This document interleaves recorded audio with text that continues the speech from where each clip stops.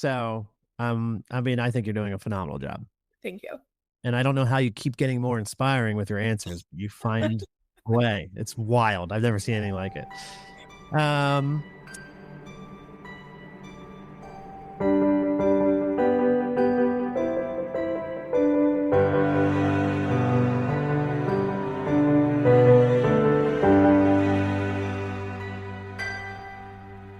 well, hello there, and welcome back. I'm Dan Bradley, and I'm grateful you're here with me. The seasons are turning, the air feels a little crisper, and it's a reminder that change can bring new light with it. Just like the leaves shifting colors, we all have moments of growth, beauty, and connection waiting to shine through. So wherever you're listening from, take this as an invitation to pause, to notice the good around you, and to lean into the joy of this moment. Together, we are braving the bright side.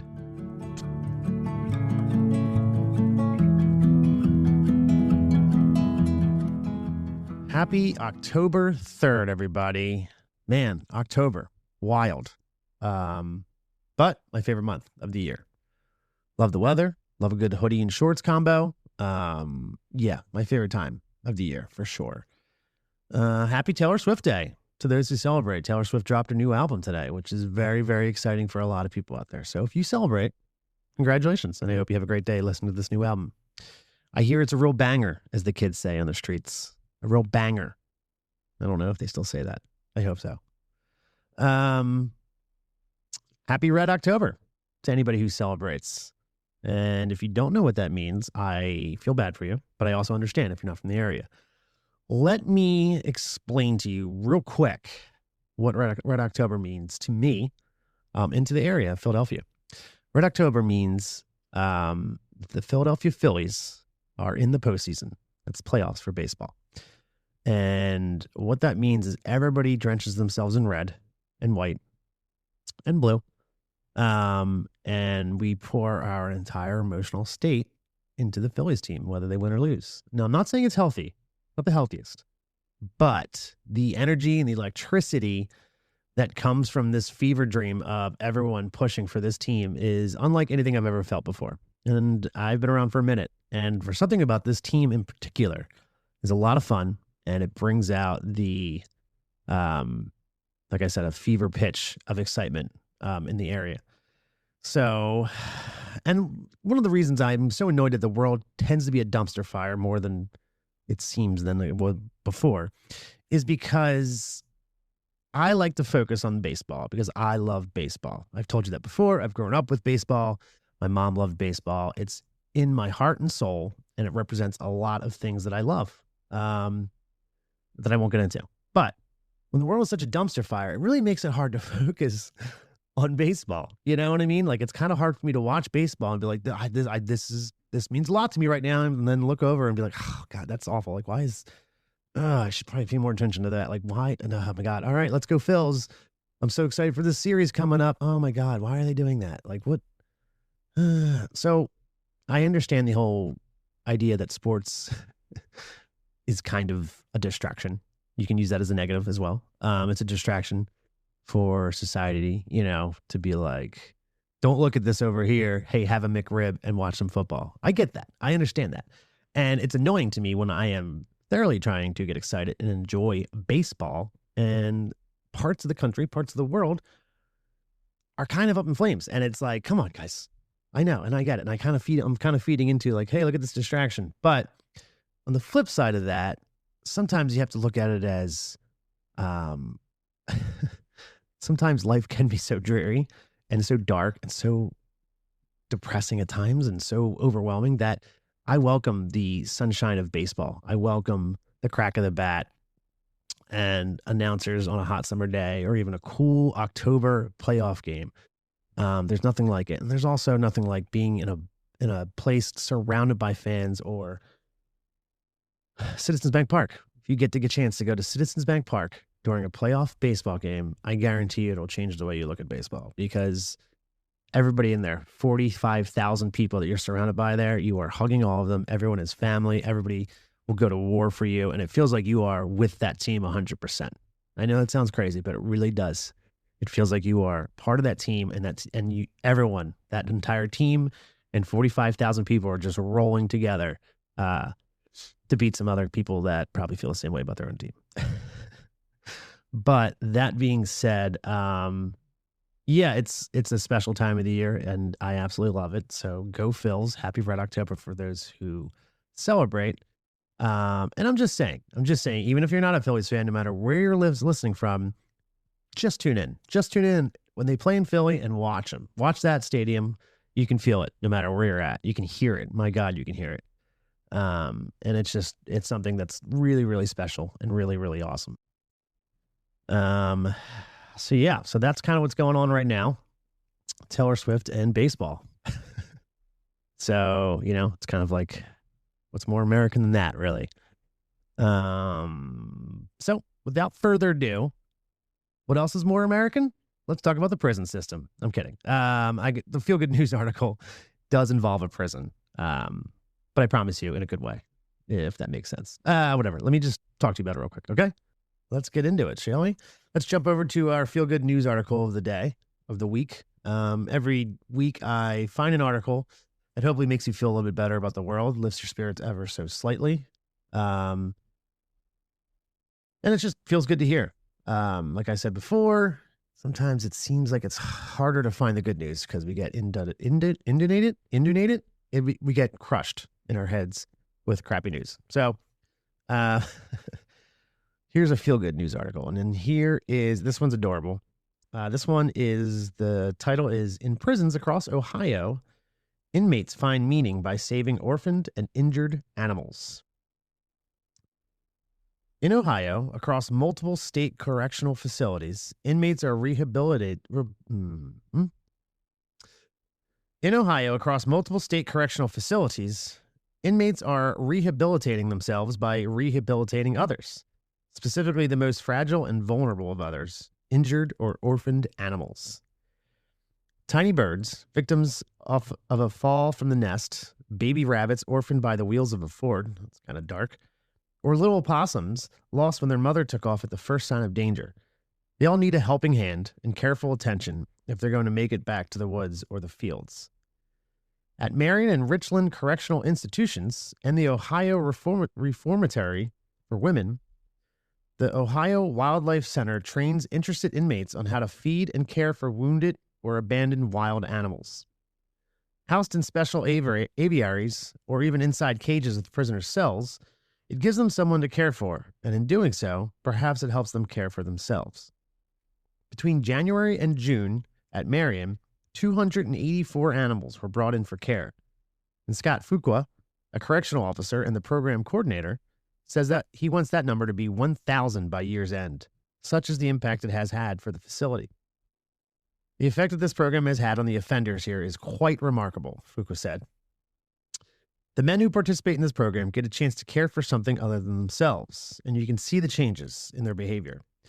They tend to stay out of trouble, away from substance abuse, and have an increased interest to learn more about the animals they care for. That might include even someone like Thierry M., who is well into his third decade of a potential life sentence for murder. Thierry knows how to care for dozens of different species and situations. "Some of these birds coming in, it crushes you to see them," he told Young, who visited the Marion Correctional Institute's makeshift wildlife rehabilitation center.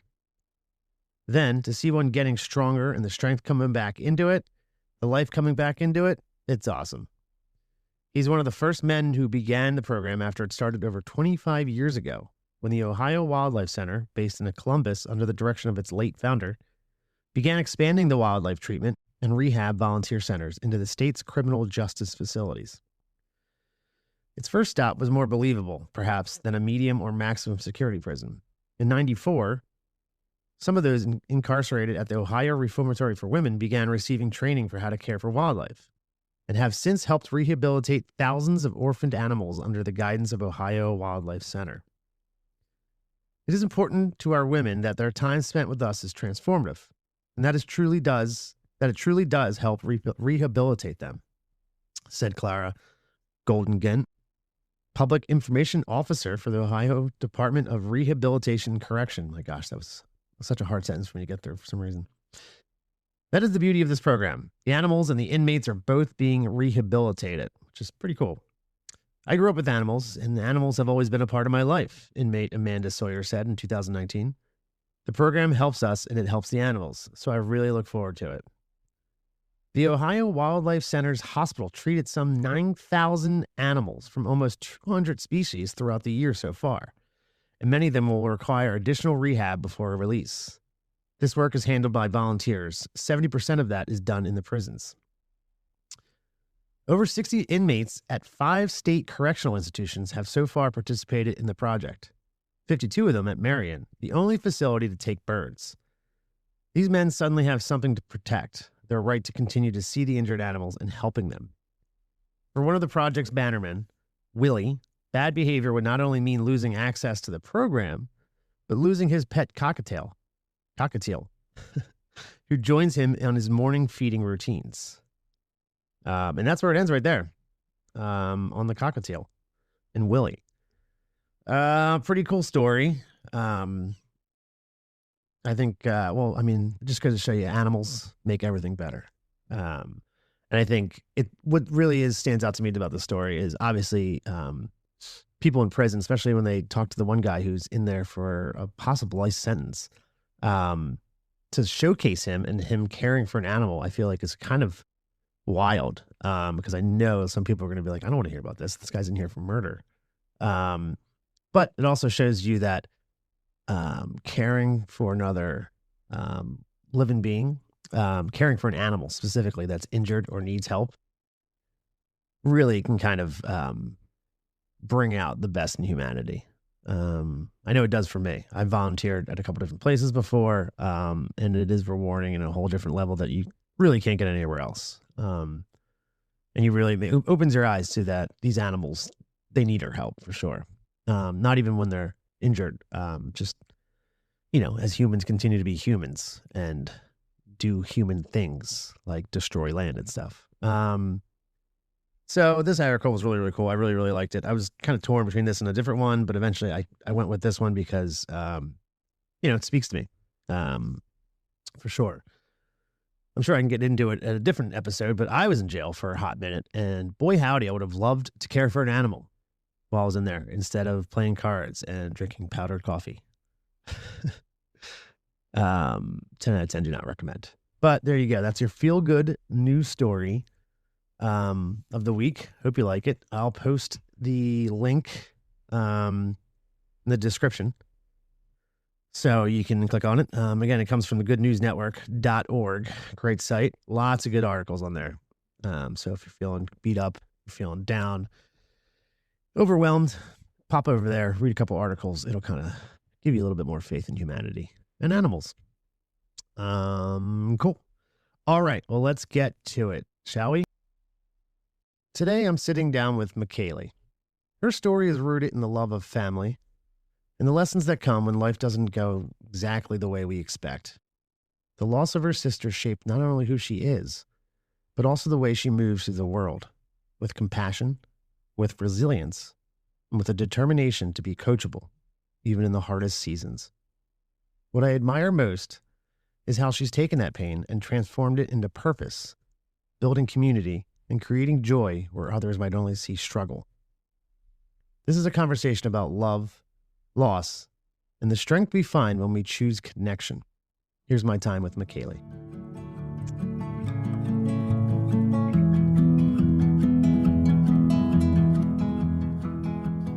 Today I'm joined by MaKaylie, someone whose story is as inspiring as it is heartfelt. She grew up with sports woven into her life, but it was her sister's battle with a rare disease that shaped her path and her passion. That experience led her into helping families through difficult medical journeys and eventually to her incredible work with Uplifting Athletes, a nonprofit dedicated to supporting those impacted by rare diseases. I can't wait for you to hear her perspective, her strength, and her heart. MaKaylie, welcome to Braving the Bright Side. Thank you. You've already got me tearing up. Yeah. Let's wrap it up. Yeah, right. There's always a 60-40% chance that I'll cry whenever I talk about not necessarily myself, but the work that I'm doing. Mm-hmm. And so I think that probably everybody that I work with had their money on I would cry within the first 60 seconds of this. So I was hopeful for myself, but I don't think anybody else was. I think you made it, I think 17 seconds. Yeah. So that's not bad. Well, I mean, your story is incredible. I mean, not even just your story, but everything around you and what you do for a living. And then also just your background is pretty crazy. So before we get into that, how are things? How's life? How's your days looking these days? Life is really fun. Yeah, life's really fun. We've recently moved back to my hometown to be closer to my parents. My boys are at the age where they're wanting to play sports and, Nice. they're wanting to do things like that. And my dad being a coach, a retired coach, just makes it, more fun. So my dad is involved with my oldest son's playing flag football. And it's been really fun to just like see him, go out on the field, to see my dad be involved and to be able to have that sense of community that I grew up with. Mm-hmm. That's really cool. Yeah, it is. It's a lot of fun. Let's see here. What's something that's been bringing you joy, specifically you lately, big or small? Honestly, just being home. I never thought I would come back to small town Georgia, small town USA. When I left quickly and with no intention of ever coming back. And it's been really nice just to come back and to like slow down, to be able to see my niece, to be able to, for my, to spend time with my brother, to cook meals for my parents, just enjoying the small things in life and being surrounded by people you love. That's beautiful. That's awesome. Yeah. I mean, I'm the same way. I grew up in Wildwood, New Jersey. I mean, it's a small town, but I think it's like literally a mile and a half long is the town. Yeah. Moving up to Philly and then media right outside of Philly and stuff like that. So every once in a while I go back home and I'm like, oh yeah, this is nice. Just kind of slow things down every once in a while and reconnect. Yeah. Sure. I like really pushed hard. I had like no desire to come back. I pushed really hard against it. But like I was saying, like it's my husband, he's a catastrophe insurance adjuster. So he's gone like months at a time. And, my kids are, and like I said, my kids are at the age where they're wanting to do more and I just need more support. Yeah. And so I kind of like pushed myself. We came home for the summer because with as much as I travel for the work that I do, I was like, you know what, let's spend the summer at my parents. My parents have a basement apartment. So we're like, let's just spend the summer at my parents. And then when it came time to move back to Atlanta, I was like, yeah, I don't want to go. It's been really nice.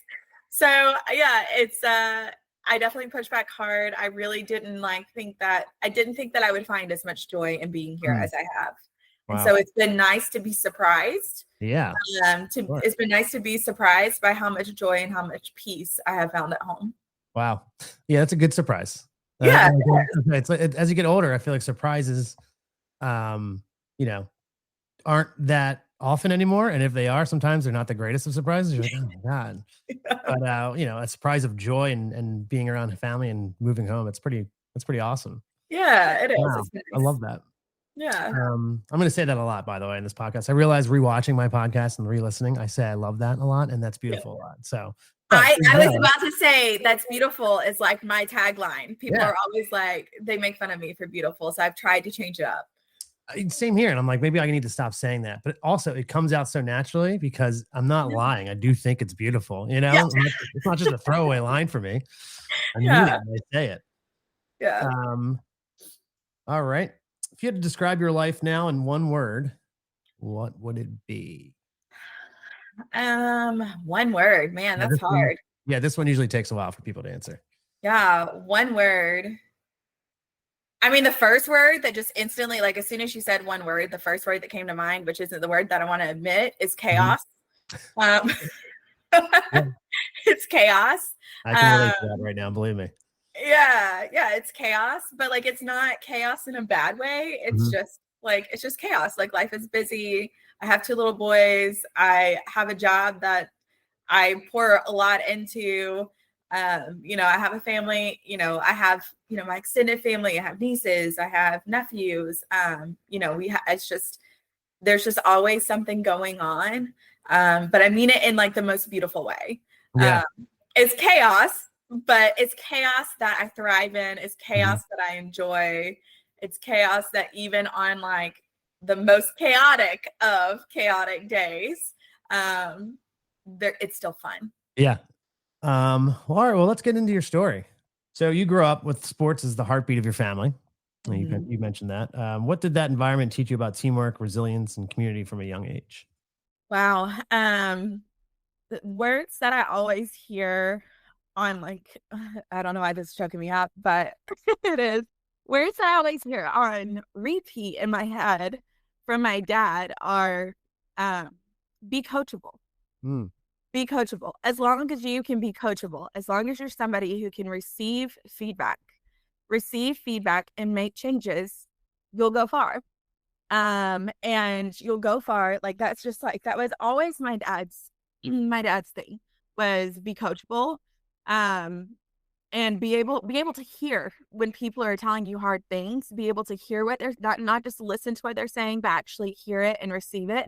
And then to be able to find where you fit. Because sometimes we want to be, you know, the quarterback, but we're not meant to be the quarterback. We're meant to be the lineman. right. Um, so be able to hear when somebody's telling you, listen, this isn't what you're meant to do right here. You're not meant to be the quarterback of the football team, but you're meant to be a lineman. You're meant to protect. You're meant to guard. You're meant to be the person. Listen to when people are talking to you, but also listen to yourself and like your own strengths and your own weaknesses, and to be able to be self-reflective. And I think that that's the thing that has really my life has been a lot of make a plan and it changes and adapt. Make a plan and adapt. Make a plan and adapt. And I think it goes back to like that ability of like, okay, so it's not this, so what is it? And that goes back to my dad being, you know, that phrase of be coachable. Wow. Yeah. I mean, I feel like that saying could be huge for a lot of people out there right now, for Yeah. sure. That's Yeah. amazing. Yeah. Um, your dad sounds like a pretty good dude. He's all right. We claim on from Yeah. time to time. Yeah. No, I mean, I mean, I'm gonna say it. It's absolutely beautiful. Yeah. It's, it's hard to drop one's ego, you know, when you think this is the path I need to be on. I need to be doing this, or this person needs to be doing this. And when you get feedback on something, or, you know, he said, be coachable and hear that, not even just listen, but just hear that and take that in. I Yeah. feel like it's really, really hard for a lot. It was hard for me for the longest time. Yeah. Yeah, and then see where you fit with that, you know? You don't have to take the whole thing and just run with the whole piece of advice, but you take a piece of it and be like, "Okay, this one actually works for me." I Yeah. love that. That's great. Yeah. I'll say the other thing, there's two phrases from my dad that it's to be coachable and don't Mhm. be a mental midget. Don't let yeah, don't be a mental midget. Don't let the things that are going on inside your head prevent you from moving forward. And don't let one mistake that you've made be what stops you from doing what comes next. Or don't let a setback, like don't be like that. Those are the two phrases that always be coachable and don't be a mental midget. Those are the two that are constantly on repeat in my head from my dad. Love that. Yeah. Wow. Well, I feel like that question was really good, and then I pretty much was hoping that your answer would be phenomenal, which it was, because I feel like that question is gonna help open us up to your story and your childhood, Yeah. Yeah. and your family, which I know plays a big part. Yeah. So, why don't you just tell us a little bit about your background, your life growing up? Yeah, so I am from small town Georgia, which we've touched on. I'm from small town Georgia. I'm from a small town called Adairsville, Georgia, in Northwest Georgia. It's about an hour north of Atlanta, an hour from Chattanooga. They say it's the exact midpoint between Chattanooga and Atlanta. Um, we had we got our first red light in the eighth grade. So not to age myself, but that was what like I don't even know. I graduated high school in 2007, so I can't even I'm too old to put that math together. But we got our second, that math together either. Right? Yeah. Um, we got our second and third my senior year of high school. When we got a McDonald's my senior year of high school, and when the McDonald's had their grand opening, you were allowed to be tardy to school so you could attend the grand opening at McDonald's. So to try to paint the picture of the type of small town that I grew up in, my dad was the defensive coordinator and the head wrestling coach for my high school team. My mom was also an educator in the city schools. She was a school nutrition director. So both my parents worked in education. My mom was in the city. My dad was in the county. I had an older sister who had an undiagnosed rare disease. And I have a younger brother named Tyler. My older sister's name was Ashley. My younger brother is Tyler. And Ashley was 3 years older than me, and Tyler's 5 years younger than me. And Ashley, because Ashley was nonverbal, she was nonverbal and had developmental delays. And she participated in special education classes, and because of that, the county schools had a better special ed program than the city schools did. So my sister went to school with my dad, and my brother and I went to school with my mom. So my sister had no choice but to stay with my dad at practice every day. So she went to football practice every day, and she went to wrestling practice every day. My dad's nickname for her was a gym rat. He called her his little gym rat because she was just always there hanging out in the gym. And anyways, my sister had so my sister communicated through ASL, and we learned ASL through her speech pathologist that she worked with in the county schools. And anyways, one day we were actually at a basketball tournament. They were hosting a basketball tournament at the high school. And my cousin, we have a lot of family that's also coaches as well. And so it was, my cousin was coaching at the basketball tournament. And so we were at the basketball tournament, and we walked in, and when you walk in, you go through double doors, and then the gym is off to your left. And I vividly remember this moment. But I vividly remember when we walked in through those doors, my sister had a can of Coke in her hand, and she started having a seizure. And I remember that can of Coke making it into the trash can. It's so funny, the things that you vividly remember. Yeah. Yeah. I remember it from her seizure that can of Coke made it into the trash can. And so she had a seizure, and my dad, it's at the high school that my dad coached at. So we took her to the teacher's lounge, and she, my parents, seizures weren't uncommon. They were something that happened maybe, once or twice a year. And so my parents knew how to respond in that moment. So they did what they needed to do, and my sister signed basketball. So she wanted to go watch the basketball game. So we continued. We went and watched the basketball game. And in a small town USA, what everybody does after any sporting event is they go and eat at Waffle House.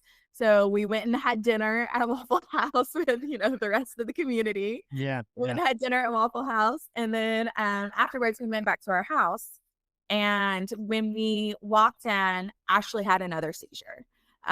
She had another seizure when she came in. And so again, my parents tended to her, and they tended to her. And then about 20 minutes later, she had a third one. And so my parents at that point decided we need to take her to the hospital.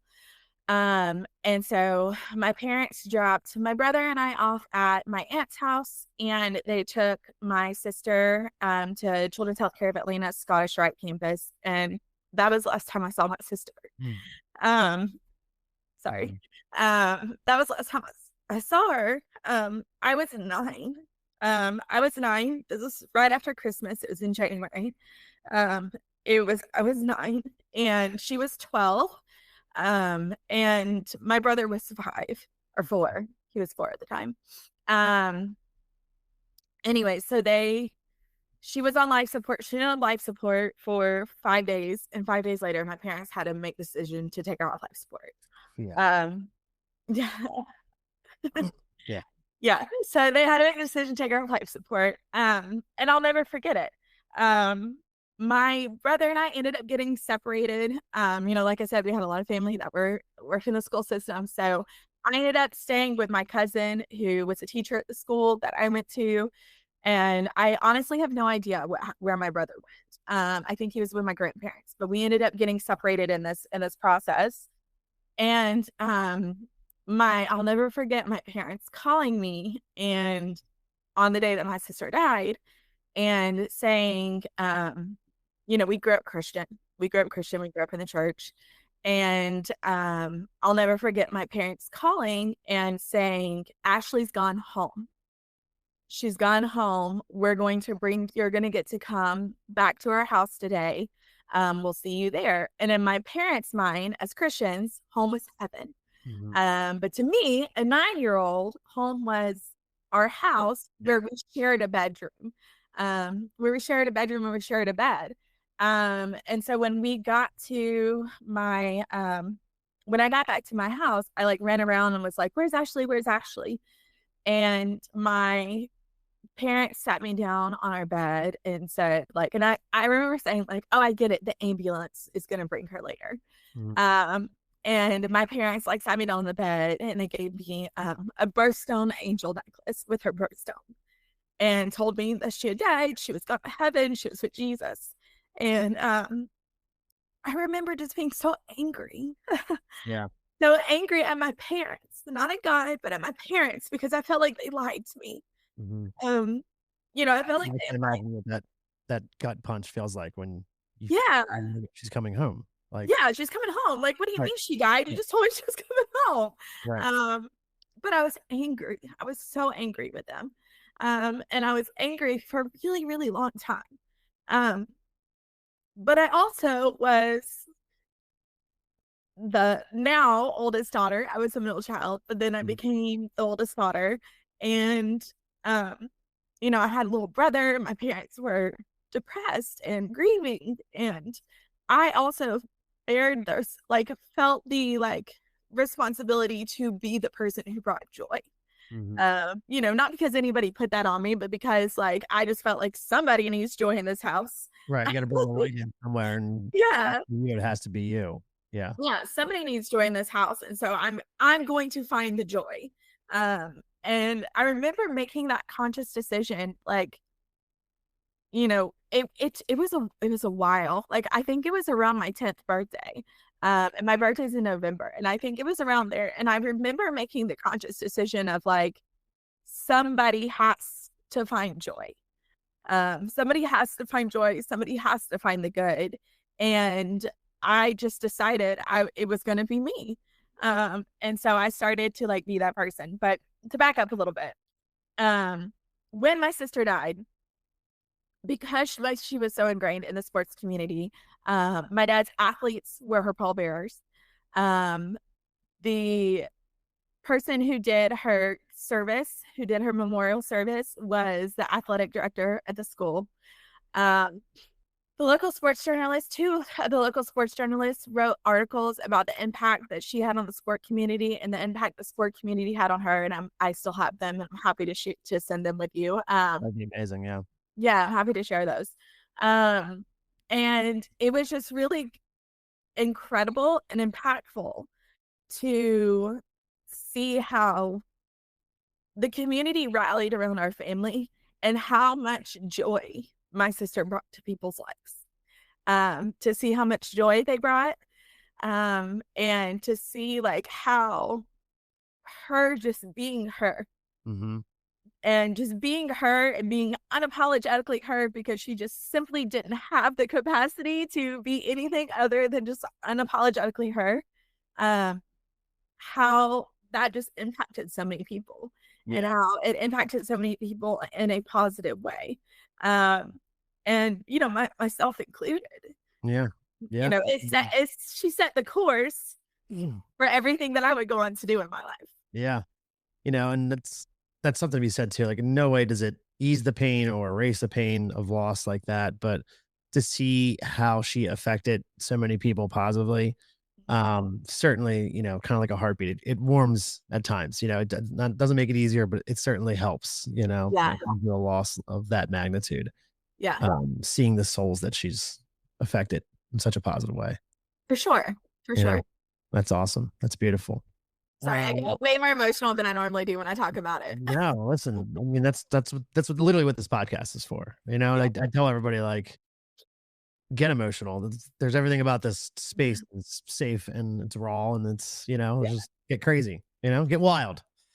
Um, so, I really like when you said that you just decided that you had to be the light, the joy. Somebody in this house had to bring the joy. Because I can't imagine how much of a hit that household took after that loss.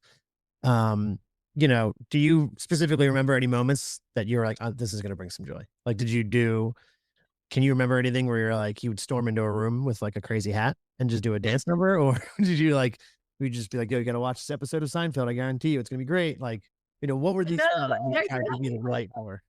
Yeah, there's nothing like that. However, I will say I actually was talking to a friend about this the other day, that the one thing that I do vividly remember is that, I became angry with my parents and my parents became angry with God. And my parents decided that, they stopped going to church. Wow. And, they stopped going to church, and church was something that was very important in our family. It was something that was very important. And, while I was angry with my parents were angry with God. And I had this friend that just kept inviting me to go to church with her. That kept inviting me to go to church with her. Her parents kept offering to pick me and my brother up and to bring us to church. And I don't Were you really angry at God at all, or were you? what. Did you have any pushback on the church at all? Did you have no interest in going, or were you just kind of following with? Yeah, I was just like in with my parents, Yeah. like I was just in with my parents. Like, if my parents weren't taking me, I wasn't going. Yeah. But I had this friend that just her parents kept inviting and kept offering. And then finally one day I was like, yeah, I want to go. Hannah Williams, I'm still friends with her to this day. Hannah Williams. And her parents started bringing me to church. And my 11th birthday fell on a Sunday, and I decided I'm going to get baptized. And I just decided I wanted for my birthday, I wanted to get baptized. And I got baptized on my 11th birthday, and that's what kickstarted my parents coming back to church. And yeah, that's what kickstarted that, was my parents came to church because I was getting baptized. And, at that point, it had been, 2 years, and nearly 2 years since my sister had died. And, I think my parents had the time that they needed, and then like the motivation. Like I remember my mom talks about, the impact of losing a child. And she talks about how, she of course was on antidepressants, and she remembers her moment being like, I have to do something differently, being Easter. It was Easter, and she realized she didn't have Easter baskets for my brother and I. And she realized in that moment, I have 2 other children who still need me to live. Um, yeah, I have 2 other children that still need me to live. I need to get up and go get something for these freaking Easter baskets because I have 2 other children who are counting on me. Um, and so like that's I think that's what me being a child and being like, hey, this is important to me, helped my parents be like, oh yeah, this is what this is we need to have a conversation with God. Like we need to have a conversation with God. Like we can be angry at him, but it's time for us to talk. Yeah, we gotta talk. It's like our daughter is doing it. We should do it too. Yeah. Um, Wow, MaKaylie, I mean, that's incredible. Yeah. So not necessarily anything like crazy or funny that I can necessarily remember, but that is the one thing recently, and this is a whole separate thing. I, of course, like went away from the church as adulthood came on, and I've recently gotten back to the church, never stepping away from God, but stepping away from church. And so I had to, I've recently started volunteering at the church. And so I had to share my testimony. And so Ah, nice. that's what triggered this memory was having to Yeah. share like my story, my testimony and my story. So, Wow. I mean, yeah, that's much better than a Seinfeld episode. Your story. yeah. Um, it's really cool to hear your sister's story and hear how much she impacted everybody and also impacted you and set you on this path. But then also that story of you deciding that you want to get baptized on your birthday and you're like, no, I want to do this. And how much that caused your parents to be like, oh, shit, you know what? We got to start doing some stuff here. We got to like, Yeah. kind of slowly start shaking the cobwebs off and of grief and kind of start slowly moving forward and getting back into it. So that's Yeah. awesome. That's Yeah. encouraging. So, you got into sports yourself, right? You played sports for most of your Yeah. your high school and into college, or No, I did not into college. Uh, what was your sport of choice? I know we talked about this, but it was like a month ago. I don't really remember. yeah, no. So actually I was a softball player. I was an Mm. outfielder. And I was pretty good for a small town softball player. Yeah. Um, and it's funny. So my dad, so I had again, small town USA. I had a friend who was like, "Will you please try out for cheerleading with me? I don't want to try out alone. Will you try out with me?" So going into high school. So I tried out Yeah. with my friend. And at this point, my dad was no longer coaching at my school. He'd moved on into fencing. He does fencing now. But he had moved on into fencing and but he was still, deeply integrated into the school system. Yeah. And my dad had told the athletic director, my daughter is not to make the cheerleading squad. Uh, she is not. You feel it, or you just knew you didn't. No, he was just like, listen, I don't care. Like he knew there would be a chance that I would make something because like small town, like there's not that many people trying out to begin with. Yeah. But And I'm sure you know somebody in charge of making these decisions. So they'll be like, okay, yeah, we'll put her on the team. Yeah. yeah. He's like, no. She is not. She's not to make cheerleading because my dad knew that if I made cheerleading, I would choose Friday Night Lights over softball. And I ended up making the varsity cheerleading squad my freshman year. And my dad went to the athletic director. So how they do it here is they actually post like a number, not a name, and they do it right before spring break so that you can like have a week to like grieve it before you have to come back to school and face everybody. They're really sweet about it. Mhm. And my dad tells the story and he's like, we're like getting ready to go to the beach and he sees me like do a herky. So he says, I don't believe him, but he says he sees me like do a herky. And he's like, wait a second, something's not right. And then I come back to the car and say, like, I made varsity. And he called Coach Graves, is actually the person who officiated my sister's funeral. That was the athletic director. And he called him and was like, Graves, what the heck? She was not supposed to make it. And he was like, she was the higher scorer. I could not put her on the team, but she was the high scorer. So the softball coach and the cheerleading coach said, like, listen, you can do both. We're small enough, you can do both. But my dad, being the coach's daughter, he was like, absolutely not. You have to choose. It's not fair for you to go because I was starting. I'd already been playing summer, like I'd already been practicing in the spring with them, and I was slated to start for summer ball. Like I was starting, and my dad was like, absolutely not. It's not fair for you to only show up to softball practice 3 days a week and to play over somebody that's here 5 days a week. Right. Yeah, it's not fair. You have to choose. I don't care what they said. You have to choose. You go 100% in one of them, not Yeah. half He's of that. like, you have to choose.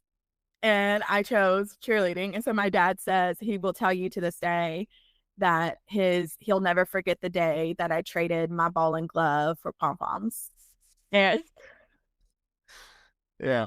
so yeah, so I cheered all 4 years and like team cheer and competition cheer Wow. for Okay. 4 years in high school. And then when I went on to college, I didn't continue to play sports until my Yeah. dad. He tried really hard to get me into golf, really hard to get me into tennis.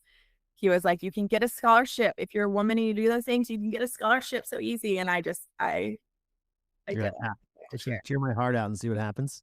Yeah. Yeah. I love that. So yeah. So yes, while deeply ingrained in sports, my sport of choice was cheer. Hell yeah. Yeah. Did you have a favorite cheer? It's been so long. It's been like 18 years.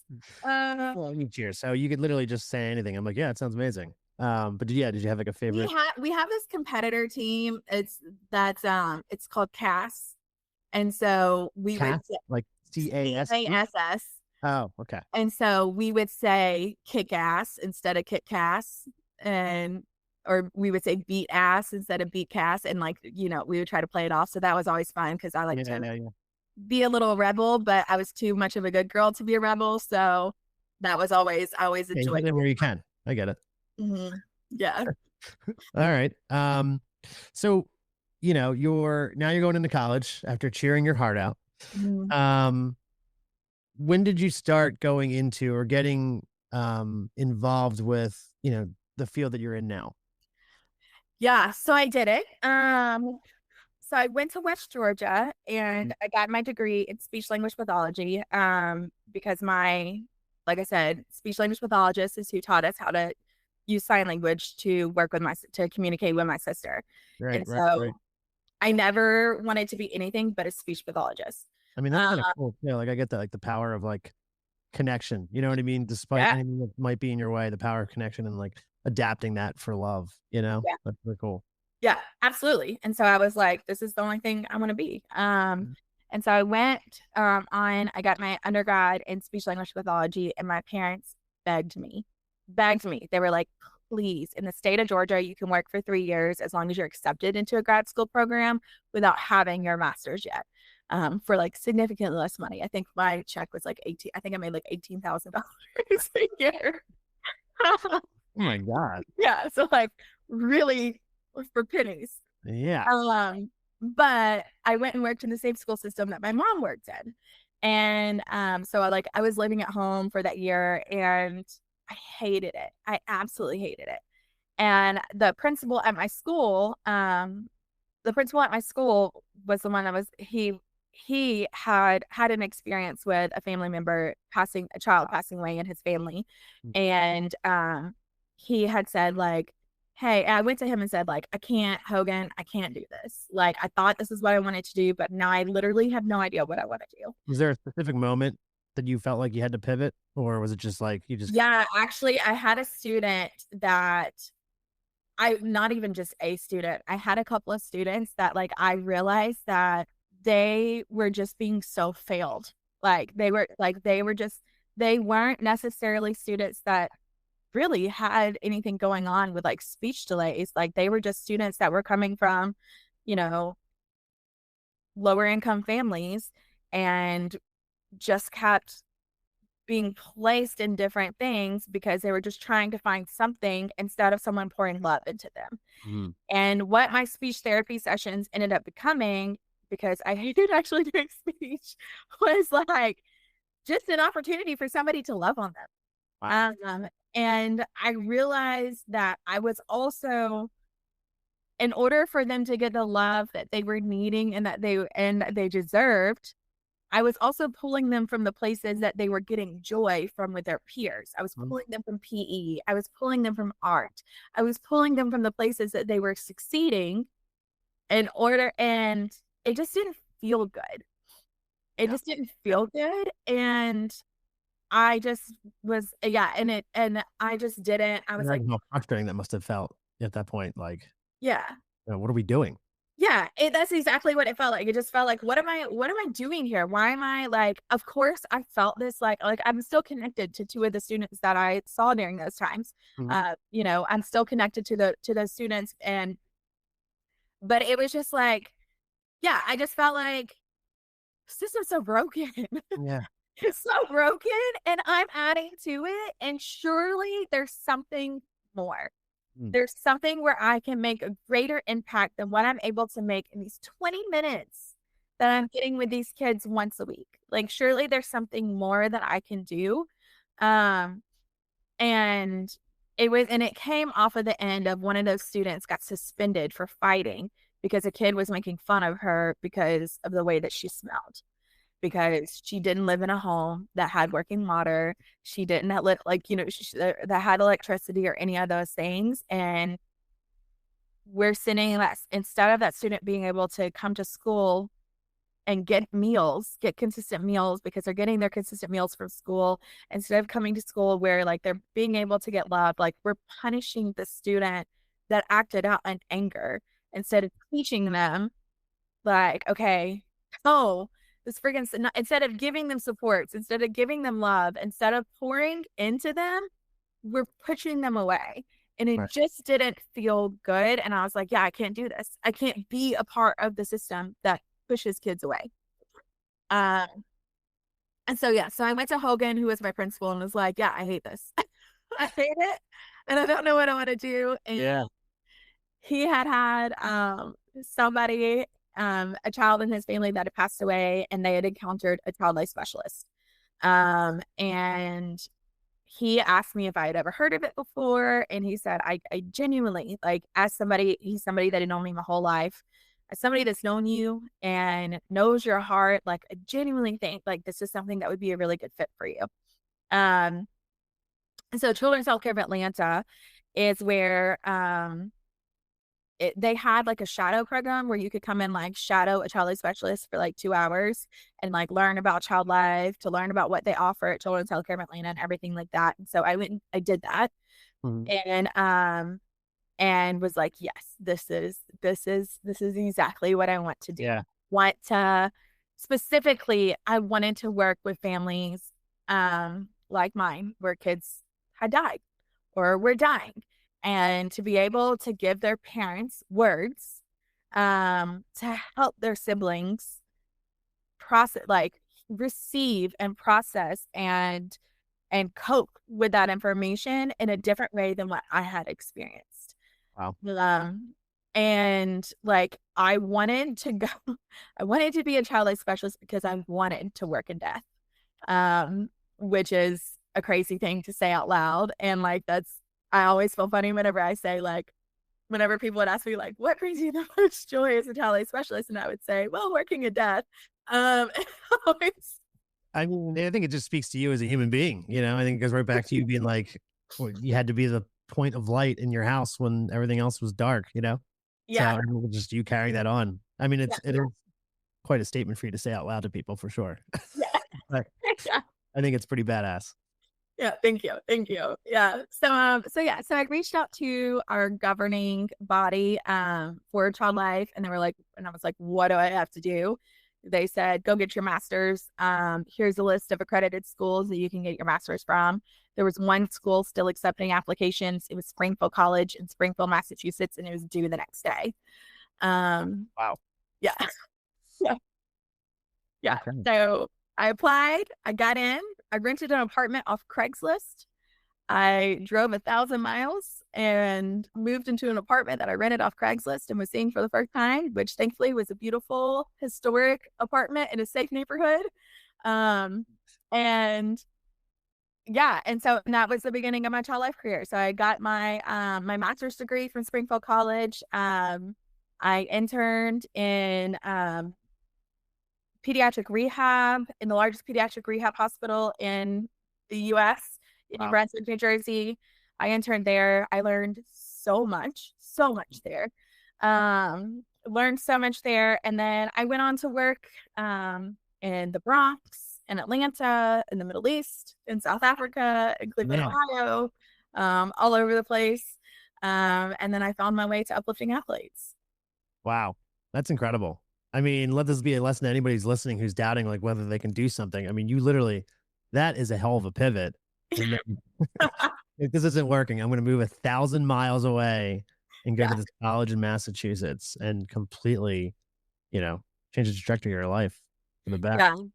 For sure. And this is the girl that, again, I went to school at like a small town USA. I Mhm. chose to go to school at West Georgia because that felt like going into New York City to me. It Ah, was massive, but literally it's a small town. yeah. Again, we had 10,000 students, but to me, 10,000 students, are you kidding me? I graduated with 90. Yeah.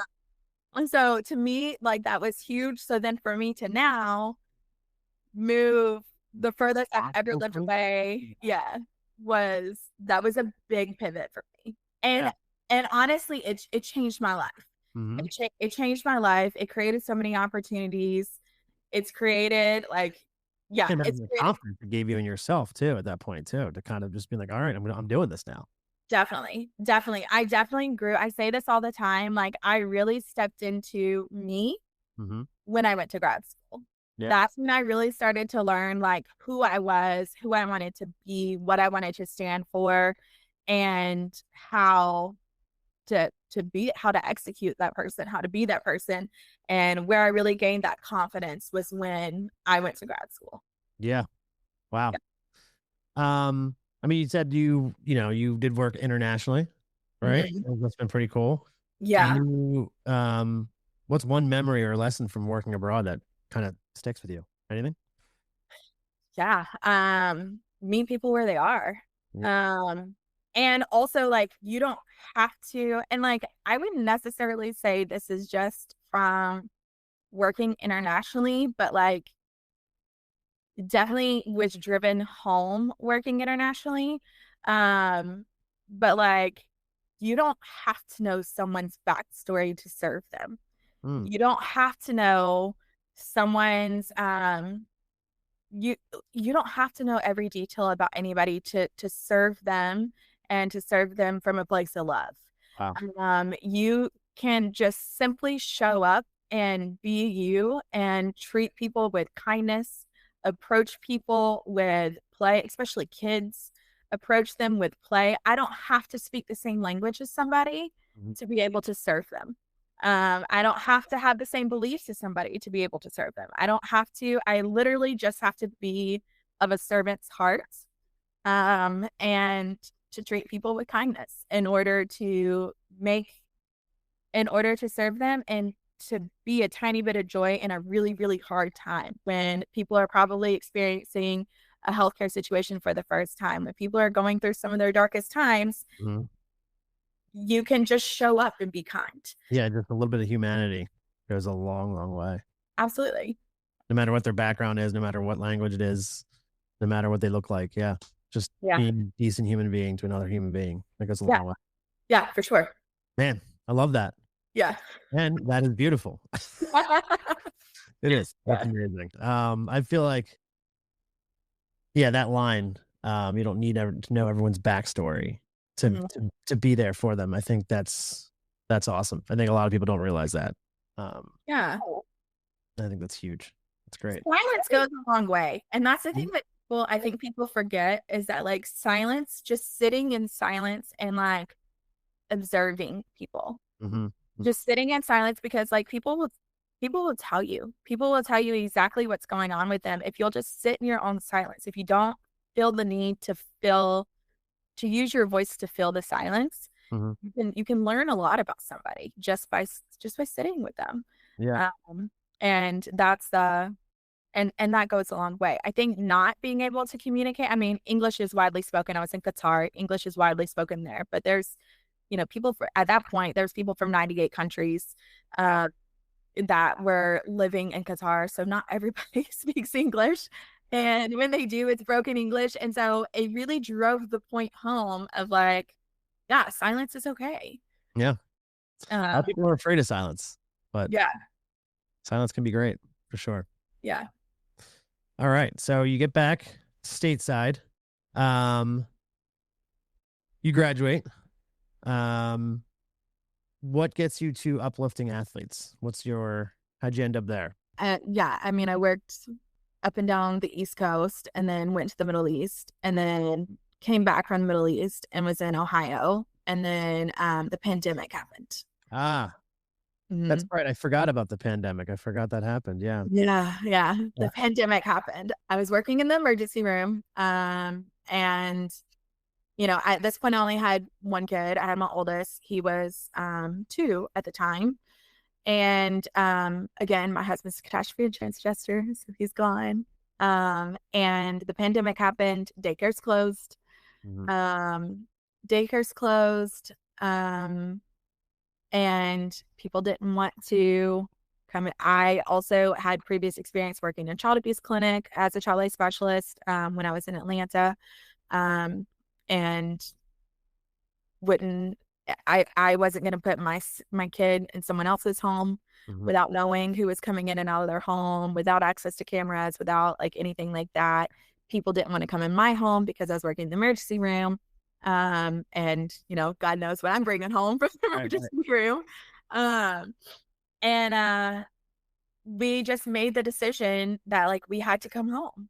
And so we came home, and at that point I thought that like, well, I'm just going to be a stay-at-home mom until we're at a point that we could live elsewhere. I was fortunate enough that I was able to start doing private practice, child life. So I was able to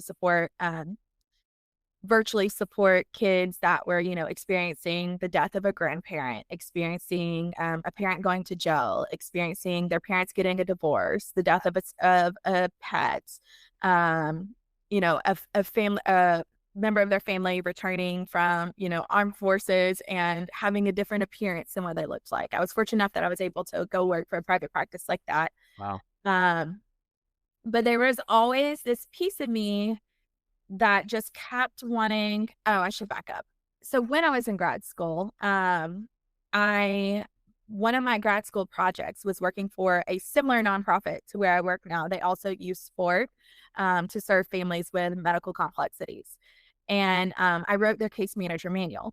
And it was just always something that like that stuck in the back of my mind that was like, what they do is so cool. What they do is so cool. And I really want to do that. But like, I really want to go work in the hospital first. Yeah. I really want to go work in the hospital first. And like, it just kept coming back up. And so I would like just casually like peruse things. Anyways, this opening with Uplifting Athletes came up, and it just felt like the perfect fit. It combined everything that I love into one space. It combines sports. It combines serving families with medical complexity, but also rare diseases. Like rare diseases like my sister. It was able to just combine. It was literally the trifecta and my dream job to be able to step into a place. I've genuinely never been more nervous for an interview than this one. I've also never been I'm also really good at reading people, and I could not read my boss. Like I standing there, like in person, you couldn't read them. No, and then it was virtual interviews. But like I typically ask like pretty like questions that like make them indicate how they're feeling about me. Like I'm pretty good at asking questions like that, when they give you an opportunity to ask questions. And so people tend to like default into being like I tend to ask the question like, what like qualities and skills are you looking for? Like what quality and skills are like the perfect quality and skills for this person, for whoever you plan to hire? And people end up saying things like, you have a lot of them. Like they'll start listing them out, and then they'll be like, oh, but you have a lot of them. We see a lot of those in you. Yeah. And he just wouldn't give. And so he just wasn't like, he just see what he was looking for, then just stare at you. Yeah. He just was like, he wasn't one of those that he wasn't going to be tricked by it. And he, so anyway, so I just like, I really had no clue if I was going to get the position or not. Oh, sorry, here's my oldest. Yes, baby. Here we go. Would you like to say hi and introduce yourself quickly? Hi. What's my name? My name's Dan. What's your name? Orion. Oh, hi. How are you? Good. All right, go ahead, baby. Okay. But I had no clue. So I actually had, I was interviewing for a job in Germany at the same time to go start a child labor program in Germany. And so I was waiting between Germany and here. I was offered the position in Germany, but they couldn't like guarantee that I would have a contract longer than a year. And I was like, well, I can't send my family there. But so after that happened, I was offered the position at Uplifting Athletes, and they will have to kick me out the door to get rid of me. Yeah. So how long have you been there now? I'm coming up on 2 years. I started in December of 2023. Nice. Wow. Yeah. Yeah. So real quick, I interviewed Will, Yes. and he briefly touched on uplifting athletes, but for anybody who may not have heard that episode or might have missed it or whatever, would you like to give a description of what you do and specifically what is uplifting athletes? Yeah, of course. So, Uplifting Athletes is a national nonprofit that harnesses the power of sports to build a community that invests in the lives of people impacted by rare diseases today, tomorrow, and the future. So, we do that through 3 ways. Today, what I get to do. So that's the Uplifting Experiences program. So I get to put on one-of-a-kind events in partnership with professional and college sports teams for families impacted by rare diseases. Tomorrow is we fund rare disease research. So to find the cures for the cures and the treatments for tomorrow. And then the future is through our leadership development program, which is Will Schism. So Will was a chapter leader for us at Georgia Tech. And we set them up to be allies of the rare disease community, no matter what they go on to be in the future. We want them to always know that they have a platform and to continue to utilize their platform to advocate for the rare disease community. Wow. Yeah. I mean, I heard about this and I was like, this sounds like single-handedly like one of the greatest, nicest like companies, nonprofits I think I've ever heard. I didn't even know this existed until not too long ago. Yeah, it's an incredible organization, and I'm like genuinely honored to be able to be a part of the team, and to be able to push our mission forward. Can you give me an example for those wondering what kind of experience you can give to these families? Yeah, of course. So we do several types of experiences. So we do game days, which is, exactly what you would think. So attending, I'm a Georgia girl, so I'm gonna talk about Georgia sports. Fun. So going to an Atlanta Falcons football game, getting to go on the sidelines, getting to meet, if we have an ambassador, which with the Falcons we do, if we have an ambassador, getting to meet them on the sidelines.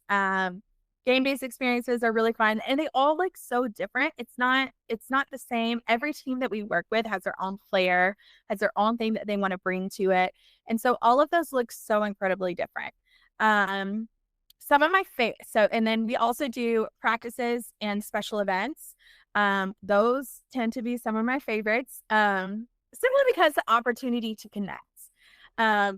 Where we have so much power, in my opinion, is with the athletes that we work with. And I speak about this at our leadership development conference with them, that like genuinely just their willingness to be present for an hour changes the trajectory of our families' lives. Their willingness to just be present, their willingness to show up and play and be silly, and to do bowling. A lot of our special events are like bowling events. So just show up and bowl and eat some pizza and wings and hang out with these families. Like that's life-changing. And like, it's such a simple thing, but it's so incredibly impactful. And then our practice visits also are super fun to me because, they get to go behind the scenes. They get to go to a Georgia Tech. Speaking of Will, they get to go to a Georgia Tech football practice and see what that looks like. Get a tour of their facilities. Get to throw the ball with the guys on the field. Get to run around with them afterwards. And it's not just impactful for kids; like it's impactful for the whole family unit. And that's what I really love about what we're doing is the community piece. It's the community. It's the other families that. Because with us, it's not a one and done. They get to come to as many experiences as possible because, again, we're trying to build a community. So they're getting to meet people that may not have the same rare disease as them, but have a similar one, or not similar one, but have a rare disease and live, 15 minutes down the road that they've never met before. And now they have this community. And they also have this community with the athletes that we're working with. They have a community with us. And it's just, I love it. I don't know how to say it other than I love it, and I love what we get to do, and I love getting to see the impact that my work is getting to have. I mean, yeah, I can imagine And also, I imagine that the athletes too themselves are impacted by this when they get to hang out with these families and these events and see this community. And I imagine they leave the whole experience changed as well. You know? Yeah, for sure. And that's why I love it, because like our student athletes, like when they have an uplifting experience and they get to connect with these families, like you see it click. Mm-hmm. Like it's so fun to me to just watch it click. Like we work with incredible humans. The athletes that we work with are incredible. Like I could send you 50 athletes easily. I could send you 50 athletes to interview for your podcast that are all incredible human beings that have insane stories easily. And I will not say they, no to that. Just so you yeah, know, write it out. yeah. but they, but yeah, but that's you can see it's so fun to just watch those moments click where it's like, oh, this is why we're fundraising. This is a person that the money that I'm fundraising is going to fund a cure for. Like it's just so cool to watch that happen. Yeah. Well, that's phenomenal. That's incredible. Yeah. Do you have a certain like one story in particular that captures your heart? Anything more than not more than others, because I feel like that sounds mean, but anything in particular or a story you're like you like to share as like an example of? So there are three stories that come to mind. The one story that definitely there are three that come to mind. The one, I'll start with one. So one, Will Schism, Georgia Tech football practice, bowl game practice. There are two families that are attending this bowl game practice. They live in small town USA, smaller than my small town. And two separate small towns, but these small towns are 15 minutes apart. And these families, one family's a new diagnosis. They just learned that their child has a rare disease like 2 months before this. Oof. And the other family has been navigating this for, I believe, 5 years at this point. And they get to meet each other. Their kids are around the same age. They get to meet each other, and now they have play dates. They're getting together and they're having play dates, and they've become like a support system around each other. And they had no idea that the other one, they literally live 15 minutes down the road from each other. Wow. And they had no idea. And like, that's so cool to me. The other ones I'll bring up are University of Maryland. Caleb, he's no longer at Maryland. He's playing at Auburn. And Daniel Owens, who is at Maryland now. So those two, they have a really funny story. So Daniel was our chapter leader at the time, and he was coming. They were putting on a bowling uplifting experience where we had like 35 people coming to a bowling event with a Maryland football team. And Daniel's car wouldn't crank, and Caleb was his roommate.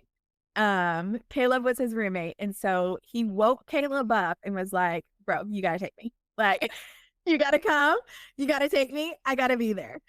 And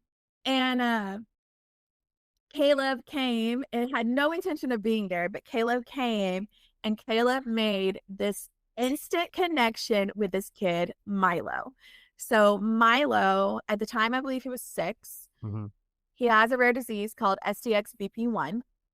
And he's nonverbal. He regulates by moving his body frequently. His mother, Whitney, talks about how like she has no choice but to be fit because she's constantly chasing him. And Whitney was extremely anxious about bringing Milo to this event because of how much he moves around. Right. And she was really anxious about it. They ended up coming like 20 minutes late, and Caleb just like walked up to him and started talking, and they just bonded. Milo was sitting in Caleb's lap. Caleb was doing like hand over hand bowling with him. Like, Whitney was crying at the end of the session because she was, or the event. She was like, I've never seen Milo just take to somebody before, and I've never seen somebody just accept him. Go with it. Yeah. Yeah. Just like see him as who he is and just meet him where he's at with such kindness and such love. And their story is like absolutely one of my favorites. But fast forward, we do so our fundraiser that our student athletes do for us is called Live for Life, and so it's where they utilize a workout it's to change the world. One workout, we say one workout can change the world. And they utilize this workout to fundraise. And what we've been trying to do this past year, because Andrea, who's my counterpart, she's the person who works directly with, she's our chapter success manager, and she's the person who works directly with our college athletes. Andrea and I just kept talking about like, wouldn't it be so cool to get, like, we do practice visits. Wouldn't it be so cool to get a family at these Live for Lives where our student athletes are like doing this really fun, crazy workout to like, to raise money and like have somebody there as like a visual and like just the whole, like, it just all comes together. Like the family's there that's impacted by rare disease. Student athletes are fundraising for them, not, specifically their rare disease, but it's all like full circle. Yeah. And so we had Jackson Atwell is his name. Jackson and his mom, Molly, and his little sister, Lennon, they went to Maryland football's Live for Life. And Jackson's 15. He has a rare disease called GLUT1 deficiency. And Jackson has had a hard time, as all teenagers do, but especially a teenage boy that has to eat a different diet from his classmates, has to have a different lifestyle from his classmates, has to, somebody that just inherently feels different. He was struggling with his confidence, and he went to this Live for Life, and he got to break down the huddle. They were picking him up on his shoulder. They were, cheering with him. Like he was like so involved, and like his confidence just like exploded. Like you just really got to see him come out of himself and feel and embody the confidence that like they were pushing into him. And it's continued, like it's had a trickle effect. Like Jackson continues to participate in many of our programs. He participates in our virtual uplifting experiences. He actually got to meet Labor Day weekend. He got to meet another boy that has WSS. He's 18. His name is Dom. And Dom also has a rare disease, and they've really connected over our virtual events that we do. And so Jackson's family, Dom lives in Massachusetts. We were having a Red Sox uplifting experience, and Jackson's family was like, you know what? We were planning on going on vacation for Labor Day weekend. Why not go to Boston, do the Red Sox uplifting experience, and get to meet Dom? Wow. So so it was just like really cool to be able to like see them like meet each other for the first time, bro out, do a baseball game together, and then just watch them both like cheer on the Red Sox in like a crazy fun, like teenage boy way. Yeah. That like walking away from that, like both of their moms were like, this program has instilled so much confidence in our kids. Like they would have never done this if it wasn't for this. And so I know I told way more than one story, but there's just so many. No, I mean, listen, you could tell 25 more for all I care. I mean, yeah. There's just so many, and I'm incredibly honored and like grateful that like I get paid to do this. Yeah. I get paid to do this. I get paid to work with these incredible teams and athletes to put on these experiences for our families. And it's not just for the person themselves that's impacted by a rare disease, but it's for the family as a whole. We do date nights for parents that just need a night away. We do one time for like the sibling. A lot of times siblings that don't have a rare disease feel like they're being left out or they're being left behind. And so one-on-one time for mom and the sibling that's not rare, or dad and the sibling that's not rare, so that they have that opportunity to bond. And I just love how flexible we are, and how I feel like this is like a repeat of what I keep saying, like meeting people where they are. We just want to meet people where they are and with what they need in the moment, and to be able to give them what they need in that moment to spark joy. Wow. Yeah. I mean, first off, don't apologize for saying the same thing. That's literally my entire podcast. I say the same like 7 things over and over again. Eventually people are gonna be like, okay, we're done. Listen to this guy. Yeah. But I mean, it's when you just talked about how like even the siblings might feel like left behind or left out because of the amount of care and attention that's needed elsewhere. and then creating experiences for them so that, a date night or stuff like that. Like it's all encompassing in terms of helping these families, Yeah. which is all inspiring. That's incredible. Yeah. I mean, that's what we say. We serve families and individuals in Yeah. practice. So, it's not just the person, it's the family as a whole. That's so cool. That is amazing. And then also being able to talk to Will about all of it too is just drives that point home even more. Yeah. He's Yeah. an angel. He's an absolute angel. Yeah. And I agree. He is probably going to be president someday. He absolutely will be. He absolutely will be. I joke with him about it because I tell him that there's two of our student athletes that I see, Will Schism and Christo Kelly. He plays at UNC. And Will told me, I told Will that one time, and Will said, "Oh, Christo and I've already told Christo that I will be his VP. And my first order as VP is every day is ice cream day." So I'm like, I'm here for it, Will. I'm here for it. Yeah. Vote. He's got my vote. Yeah. 10 times over. So I mean, your story is incredible. When you look back at everything that your sister had taught you, what's one lesson that you think continues to guide you today? I always say it's not my sister's death, which inherently it is. I mean, it's not necessarily her death, but it's how she chose to live that impacted me the most. Mm-hmm. It's how she went through so many surgeries. She wasn't able to communicate the way that you and I communicate. She looked different than us. She experienced bullying from that. Like, she went through so much just being her. And yet she chose to just be her every day. She chose to show up every day with a smile. She chose to show up and to treat everyone that she encountered, unless she knew that you didn't like her. And then she was a little petty. She would find a way to get back at you. But she, As she should, yes. But she chose to live every day with joy. And she chose to live every day with joy. And she chose to not look at things as a hurdle, but as, okay, well, if I can't do it this way, then I'm going to find another way. It was never no. It was, well, how can I?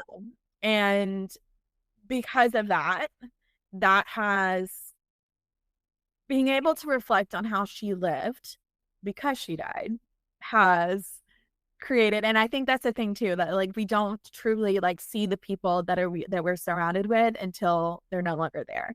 And then that's when we really learn the impact that they had on our life. When we no longer have their presence, in their absence, we learned the presence that they brought. So yeah. Pun intended there too. Their presence and the presence, the gifts that they gave us. Well done. Yeah. Yeah. What they gave us, like within their absence, we find that. Yeah. And because of that, it's, I think between my father, between all of that, like it's really, I come from a mindset of, adapt, change, and to just treat people with love. That's like having a sister who was different. Having a sister who was different taught me to love. It taught me how big my heart could be. And it taught me to approach everyone from a space of love. Wow. Yeah. That's huge. Yeah. And considering where you're at now with your life, I mean, I don't think there's any bigger proof by any of that, really. That's incredible. Yeah. What does resilience mean to you after living and working so close to families that have been navigating these super rare diseases? Yeah. Resilience, I think it's not, I think I've spoken a lot about like the choice to show up, the choice to show up, the choice to love, the choice to, do the right thing or whatever. And I think when you work with families, like the families I serve, you realize it's not necessarily a choice. They do it because they love. Yeah. Like, this is like their resilience is ingrained in them. Their resilience isn't necessarily a choice. And I guess there is a choice. Like there is a choice. They could just, they could choose to cope poorly. They Yeah. could choose to Yeah. cope poorly. They could choose to do things differently. Um, but at the root of it all is that they love the people in their family. They love them and they want the best for them. And so they're going to show up for them. They're going to show up for them. They're going to do their best for them. They're going to attend 5 therapies a week. They're going to do these things because in order to have the best for that person and their family, that's what they have to do. And so inherently on the inside, it doesn't necessarily feel like a choice because it's just what you do. Mhm. You show up for the people you love. And so I think that I don't know if I really answered your question, but Didn't matter. Sounded great. I It was don't awesome. know if I answered your question, but resilience comes from a place of love. Love that. Yeah. I mean, resilience, like, again, not to keep going back to it, but when you decide that you're going to be the light in a dark room, that is resilience, Yeah. and choosing love over, a more destructive way of coping or living. I mean, that's resilience in its own right. So Yeah, it's interesting how much more we do for others than what we would do for ourselves. And how because of doing for others, we inadvertently do for ourselves. wow. Yeah. It's Yeah. true. Yeah. It's easier to show up for someone else than it is to show up for yourself. Yeah.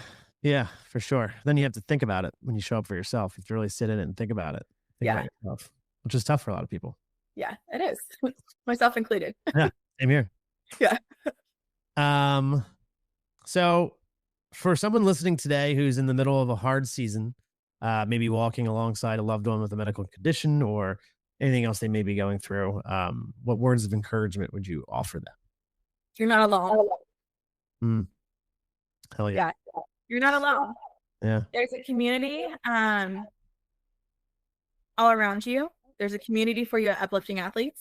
There's a community for you in your own community, in your own, whether you go to church, at work, no matter where you are, you are not alone. And it's so easy to feel alone, especially when you're someone who's going through a rare diagnosis because the word rare, the word you're hearing, you're 1 in 5.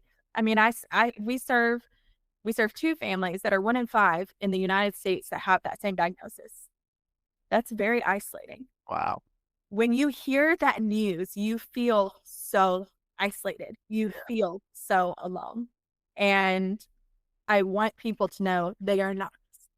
They are not. No matter how rare or how crazy or whatever that is happening within your family, you are not alone. You have people who love you. You have people who definitely don't understand what you're going through, and still allow them to show up for you in love. They don't have to understand what you're going through to love you. And that's kind of a hard thing to say in here. But accept the love around you. Let people help you. I'm the worst at that. Let people. Yeah. Let people fix you meals. Let people show up and give you a hug. Let people send you, flowers. Let people do something for you and let them love a human being for letting somebody help you. Yeah, for sure. But you're not alone. There is a community. It may take some research. It may take some time, but there is someone there for you. It's awesome. Yeah, that's a big part of the point of the podcast. It's just so people don't know they're alone. Yeah. And with social media and the absolute amount of information and news we are hammered over the head with every single day, it's easy to feel like you are alone in your own problems and everything else has gone to hell and you're just trying to figure it all out and by yourself. And that's not the case. No. There's good human beings out there. There are. Yeah. There's more good than there is not good. And it's really hard to believe that during the time that we're in. Yeah. Let's see. Sorry, someone's calling me, which is annoying. Again, I'm usually much more professional than this. You're fine. Um, I'm not. I'm actually surprised my child has not interrupted more than what he has. I am not more professional than this. Just so we're I think clear. you feel better about my professionalism then. What does the bright side mean to you now these days? What does the bright side feel and mean to you? It's a good question. The bright side to me is getting to hug my kids every day. Mm. It's getting to put my kids to bed at night. It's getting to show up for them. Whether it's at a school field trip or it's at my son's flag football game. It's getting to be able to answer my phone with my friend who, lives in the Middle East, being able to hear from her and get to see pictures of her babies. And know that like I may never get to see that baby, but I'm going to continue to be connected with her and continue to Yeah. support her no matter what. It's being able to like celebrate like the little wins in life, the things that we so often overlook, the things that we get to do. I get to wake up. I get to take my kids to school. I get to pack my kids' lunch. I get to talk to my friends. I get to cook dinner for my mom. My mom's today I cooked my mom had surgery recently. And she goes to her Pew sisters on Wednesdays from 2 to 5.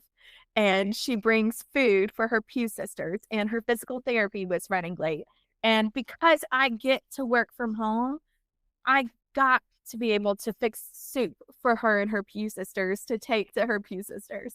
So it's the things, it's being able to like reflect and remember that I get to do so much. Mm-hmm. Yeah. Hell yeah. That's a hell of a perspective to have. Yeah. That's so true. That's so important to have that perspective. That's a beautiful bright side there. Yeah. Really? Yeah, Nice. it is. Well, listen, do you have any questions for me? No. All right, great. Because I wasn't prepared to, Yeah. whatsoever. Listen, I mean, your story from beginning to where you're at now, everything about your story is nothing short of incredible, inspiring. I mean, you use the word resilience. That's a big one with you. Seeing the impact of your sister, not just her death, but her life and how it impacted you and your family, you choosing to be the light, and then, the path that you went on, that you're on today. It's nothing short of inspiring. It really is. And the world needs to know that, one of the things of braving the bright side is the idea of it came from like, oh, when you get into rough patches of life or dark patches of life and what it looks like when you come out of it. And that was the idea behind the podcast. And Yeah. obviously it still is. But from talking to people and especially talking to you, it's like, there's never one just, oh, this is a rough patch. Now we're on the other side. Here we go. It's very much, life is very, very long and winding and full of surprises and things that you sometimes are never prepared for. And Yeah. to hear you pivot when you need to pivot and hear you talk about how hurt you were and how much you care about other individuals and just your whole path and your whole journey is absolutely beautiful. And Thank you. inspiring. Yeah. And I really appreciate you sharing with us. Thank you. I honestly get very uncomfortable with praise. So Yeah. That's why I wasn't looking at you when I delivered it, because I feel like I could see you sweating. I don't know. yeah, I'm like my cheeks are I am sweating. My cheeks are red. I get very uncomfortable with praise. Like they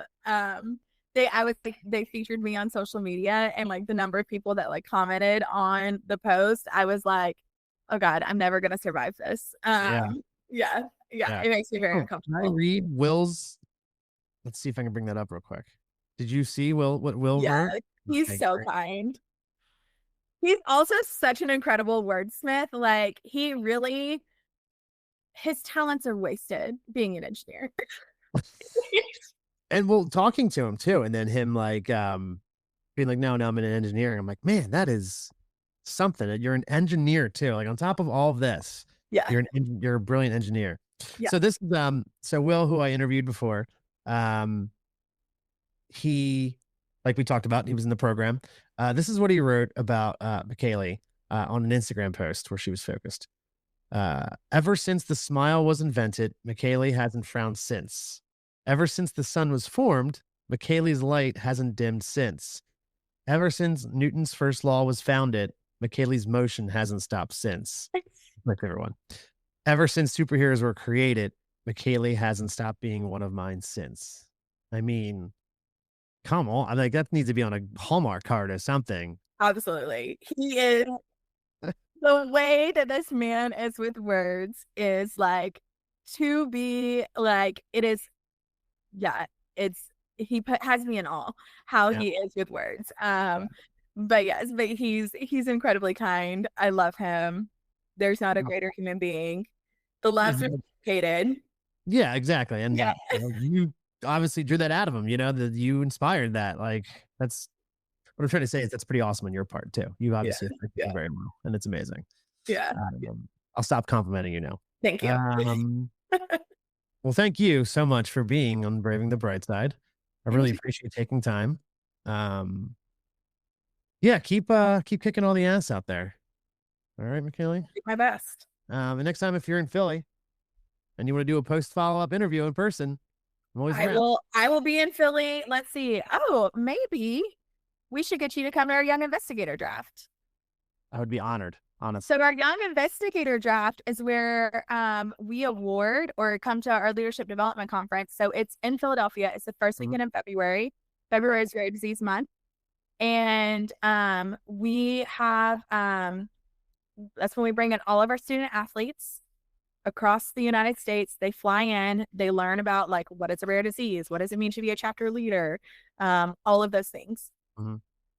We bring in families to do a family panel. We bring in our pharma partners to talk about like rare disease research. And then on Saturday night, we have our Young Investigator draft, which is where it's mimicked off the NFL draft. Don't know if you ever watched the NFL draft, but like we literally like put our researchers on the clock. They have like it's really funny because they have they have like, these like researchers that are like doing like a highlight reel with a football and a jersey. But we like literally draft them to the next generation of researchers. They get a jersey with their like year, and they're awarded a $20,000 grant. It's a grant matching program, so it's 10 grand from us and 10 grand from the patient advocacy organization that is nominated them for the award. And so it's seed money. It's seed money to get started in rare disease research. And so that's the first weekend in February. But we do a lot. We have an uplifting experience on the Friday. Saturday mornings the kickoff of conference. Saturday night is the draft, and then Sunday's our last day of conference. And so it's like a jam-packed weekend. Wow. Yeah, that we do a ton. But yeah, we should get you out to come check it out. I would love to be a part of that in any way. That'd be awesome. I would even somehow showcase it too. So yeah, we do it in center. We do it in so the draft is at Lincoln Financial Field, and then we typically have a hotel in Center City that we do the conference at. Cool. So yeah. Sweet. Well, yeah, keep me posted. Yeah. I'd be honored to be a part of any of that, honestly. Yeah, absolutely. That's so cool. Will will be there. He comes. He was there even though he wasn't a chapter leader anymore. He still made his way there. Really? Oh yeah. That's Will will find his way there again this year. I assure you. Also, Will told me that he's going to get me down to a Georgia Tech game as well. So listen, you have to come to a Georgia Tech game. Yeah, as I talked to him the night before, he stormed the field with the team. It was a big crazy win or something like that. What did you do? I was like, I worked at Trader Joe's. I didn't really do anything. Yeah. So kind of excited, but he has some great content of him storming the field as well. You should, if you haven't checked out his Instagram, you should definitely check it out. I'm going to do that immediately when we're done here. Yes, that's great. MaKaylie, this was phenomenal. Thank you so much for being a part of this and telling your story. No, thank you. Thank you to Ryan for nominating me. Adore her. She's an incredible human. Yeah, she's amazing, and this wouldn't have happened without her. So shout out to Ryan McLean. Yeah. Appreciate that. And MaKaylie, keep me posted about Philly. But thank you so much for doing this. This was phenomenal. Thank you for sharing your story with me. No, thank you. Thanks for giving me the opportunity to share my story. And I didn't cry as much as I thought I would. So, well, I'm sure we'll take wagers. I'm sure there will be wagers at work about how many times I cried throughout it. That is definitely, we have a part of our like team meetings. We have team meetings on Tuesdays, and part of the team meeting is mission moments where we get to like share something that has happened that has reminded us like why we're doing what we're doing. Yeah. And 9.9 out of 10 times I cry during it. So fully embrace being the crier on the team. It is so funny because I am not a crier except when it comes to this. Yeah. Except when it comes to this, except when it comes to the work that I'm doing, it makes me a crier. And I think it's just because I'm so overwhelmed by like the human beings, both like the athletes and the families that we get to work with. I'm so overwhelmed by just like their hearts, what they go through, how they show up, and all of that, that like once my voice cracks, it's over with. And then that's when the tears start. That's amazing. I mean, you can't get more authentic than that, honestly. Like, at least you're crying because your heart feels it, you know? Oh, it definitely feels it. Man. But thank you. Thank you for allowing me the opportunity to share. Absolutely. You take care of yourself. Yes, sir. You too. Let me know if you need anything else from me. I definitely will.